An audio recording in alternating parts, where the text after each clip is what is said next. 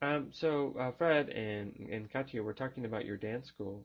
Can you talk a little bit about your dance background? How did you learn how to dance?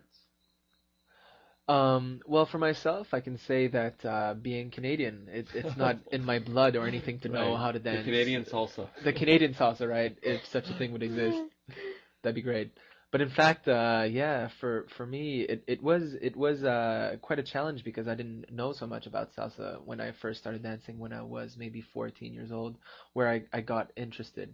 And so I started to take some lessons in Canada, and then I started dancing a bit. And then I decided to do an exchange program in Spain for 2 years, where of course in a Latin country people dance more those kind of dances. So I could take some lessons from a professional Argentinian tango teacher, which taught me a lot about listening to the music, the rhythm, and everything like that. So I really got into it. So since then, since I'm 14 years old, so it's been close to 9 years now that I've been dancing South American dances. Oh, Yes, and that's a pretty good background.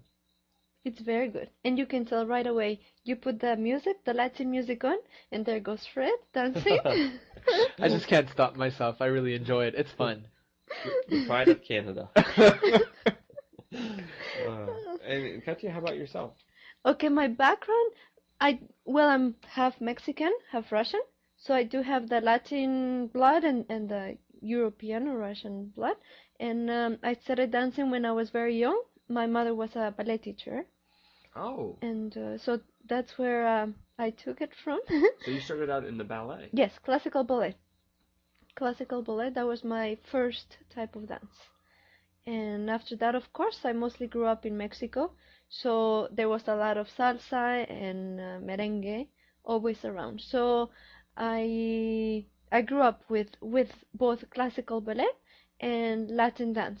And then, of course, I started learning a little bit more about different dances, like belly dance and also ballroom dance or sports dance, which includes cha-cha and waltz and foxtrot, a little bit of tango, which I wasn't a very successful, unfortunately, or at least yet. Well, you can't be successful at everything, so. Why not? No, but then after I've been teaching for many years since I was 17 years old.